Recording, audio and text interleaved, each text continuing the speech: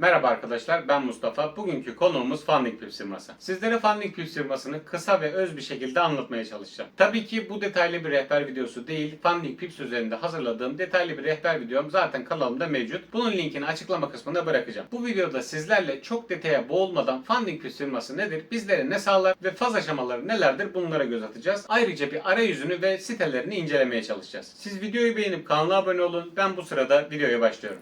Evet, basitçe Google'a Funding Pips yazarak en üstte çıkan sekmeye tıklayabilirsiniz. fundingpips.com'a girdiğinizde Funding Pips'in arayüzüne ulaşabilirsiniz. Ayrıca videonun açıklama kısmında bana özel Funding Pips yönlendirme bağlantımı bıraktım. Buradan Funding Pips sitesine gelerek de bana destek olabilirsiniz. Ayrıca sizler için de kolaylık olur. Funding Pips sitesine ilk geldiğimizde bizi böyle bir arayüz bekliyor. Yukarıda Home butonumuz var. Kullanım şartları, hakkında bilgileri, ortaklık programları, sıkça sorulan sorular. Buraya dikkat edin. Burası bize lazım olacak. Üye olma kısmı, kontrol paneli, yani bizim dashboard kısmımız, bir hesap satın aldığımızda hesabımızın detaylarını göreceğimiz kısım ve dil seçeneğini görüyoruz. Aşağıya doğru indiğimizde neden Funding Pips diye bir seçenek açmışlar. Sıfır ödül redleri diye bir şey görüyoruz. Bu sıfır ödül reddi ne demek? Yani siz funded aşamaya geçtiğinizde bir çekim talebi oluşturduğunuzda bu çekim talebinin kesinlikle size verileceğini söylüyorlar. Bu zamana kadar sıfır ödeme reddine sahip olduklarını burada bizlere vurguluyorlar. Favori platformlarımız MetaTrader 5, MeshTrader ve CTrader. Bu üç platformda da aldığınız hesapları trade edebilirsiniz. Genelde birçoğumuz MetaTrader 5 kullanmayı tercih ediyoruz. Çünkü arayüzü ve kullanışlılığı çok rahat. Eğer MetaTrader 5'i nasıl kullanacağınızı bilmiyorsanız kanalımda hem MetaTrader 5'in mobil versiyonunu hem de MetaTrader 5'in bilgisayar versiyonunun çok detaylı bir rehber videosunu hazırladım. Bu oynatma listelerini de yine videonun açıklama kısmına bırakacağım. Bu oynatma listelerine tıklayarak sıfırdan hiçbir şey bilmeyen biriyseniz bile MetaTrader 5 ile nasıl işlem yapabileceğinizi rahatlıkla öğrenebilirsiniz. Tavsiye ediyorum. Hemen yan tarafta esnek ödül döngüleri, seçim sizin, haftalık, 2 haftalık, aylık talep üzerine ödüllerinizi çekebilirsiniz. Birçok prof firması elde ettiğiniz ödülleri çeşitli döngüler içerisinde çekmenizi sağlar. Örneğin 1 haftalık, 10 günlük, 2 haftalık veya aylık döngülerle elde ettiğiniz karlarınızı çekebilirsiniz. Burada Funding Pips bizlere farklı seçenekler sunduklarını, haftalık, 2 haftalık, aylık seçeneklerle bunları kendimiz belirlediğimizi söylüyor. Yani burada bir esneklik sunduklarını söylüyorlar. Birlikte büyüyoruz. 300 bin dolara kadar sanal sermayeli işlem yapın. 300 bin dolarlık bir hesap yok. En fazla 100 bin dolarlık bir hesap var. Fakat 3 adet 100 bin dolarlık hesaba sahip olabileceğimizi burada bizlere belirtiyor. Kemerlerinizi bağlayın. Yolculuğumuz burada başlıyor diyor. Aşağıya doğru iniyorum ve burada Funding Pips'in bizlere sunduğu çeşitli challenge aşamalarını görebiliyoruz.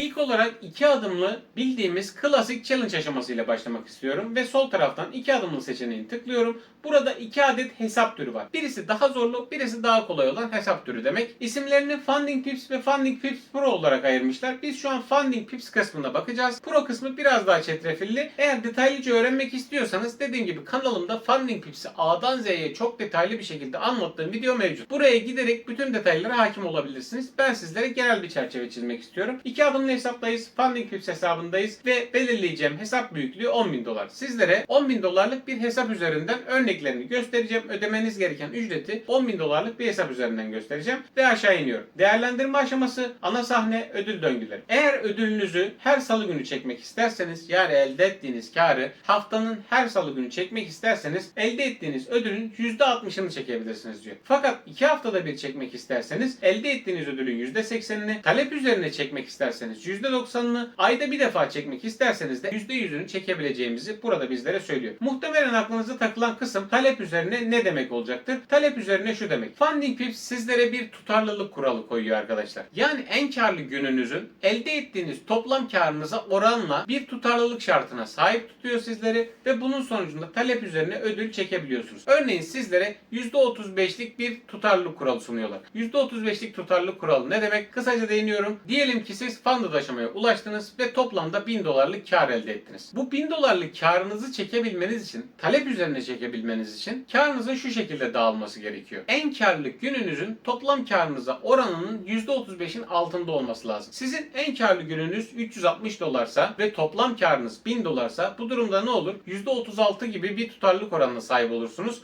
ve %35'in altında olmadığınız için karınızı çekemezsiniz. Dolayısıyla bizim en karlı günümüzün eğer 1000 dolarlık bir karımız varsa 300 240 dolar gibi bir rakama sahip olması gerekiyor. Tabii ki burada verdiğim örnekler farazi rakamlar. Tutarlılık kuralını da kar hedefini de farazi olarak söyledim. Amacım sizlere tutarlılık kuralını daha net bir şekilde anlatmaktı. Çok detaya girip videoyu uzatmak istemiyorum. Bu kadar örneklendirmenin yeterli olduğunu düşünüyorum ve aşağı iniyorum. Kar hedefi kısmına geliyoruz. Kar hedefimiz 10.000 dolarlık bir hesapta 800 dolar, yani %8 ilk aşamada hesabımızı büyütmemiz gerekiyor ki faz 2 kısmına geçelim. Faz 2 kısmı yeteneklerimizi doğruladığımız kısım. Yani burada yaptığımız işlemlerin şans eseri veya kumar davranışıyla değil, gerçek bir trader yeteneğiyle yaptığımızı göstermenin kanıtı olan aşama. Burada da ikinci aşamada da kar hedefimiz %5, yani 500 dolar. 10.000 dolarlık bir hesap için konuşuyorum. Üçüncü aşamamızda zaten bir kar hedefimiz yok. Çünkü artık funded olduk. Elde ettiğimiz karları direkt olarak kendi hesabımıza çekebiliriz. Peki maksimum kayıp limitimiz nedir? %10. Kar hedefimiz %8 iken maksimum kaybımız %10. İkinci aşamada da yine maksimum kaybımız %10. Üçüncü aşamada da funded olsak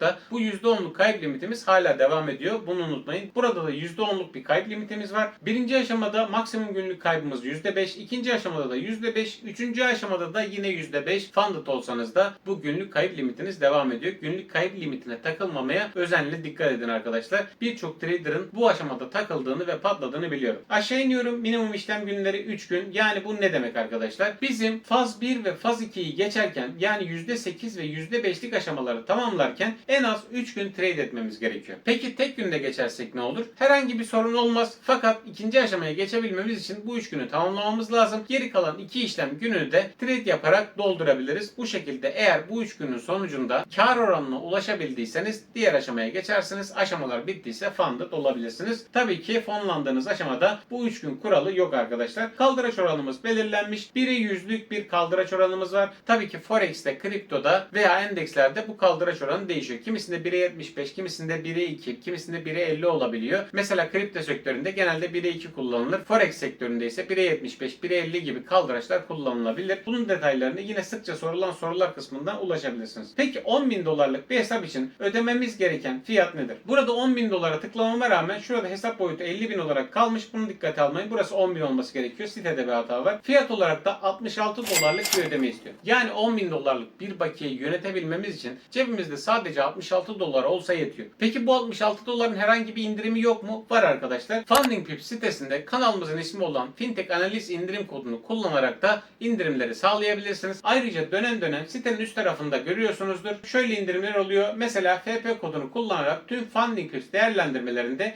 %20 indirim kazanın. Not 1 adımlı ve 2 adımlı fonlama sistemlerinde 100.000 dolarlık hesaplar kampanyaya dahil değildir diyor. Yani 100.000 dolarlık hesaplarda bu indirim kodunu kullanamıyorsunuz. Velhasıl bu %20'lik indirimi de bu 66 doların üzerine uyguladığımızda bu hesap bizlere 54 dolar gibi çok makul bir ücrete gelecek. Yani 54 dolarla 10.000 dolarlık bir fon trade etme imkanına sahip olacağız. Funding Pips'te sadece 2 adımlı aşamalar mı var? Hayır, tek adımlı aşamalar da var. Tek adımlı aşamalara geçtiğinizde şu ikinci kısım eleniyor ve kurallar birazcık daha değişerek farklı ücretlendirmeler oluyor. Dilerseniz hemen bir adımlıya tıklayalım. Bir adımlı da maksimum kaybımız %6, diğerinde %8'de. Maksimum günlük kaybımız %3. Minimum işlem günleri 3 gün. Kaldıracımız burada 1'e 30'a düştü ve bu şekilde şartlarımız belirlendi. Aynı zamanda ödememiz gereken ücrette dikkat ederseniz arttı. 99 dolar. Şu an %20 indirim var. Yani 81 dolar gibi bir ücret ödüyoruz. Fintech analiz kodunu kullandığınızda da yine 80-81 dolarlık güncel bir fiyatı var arkadaşlar. Bir adımlı hesaplarda da böyle oluyor. Peki sıfır ne demek? Sıfır şu demek arkadaşlar.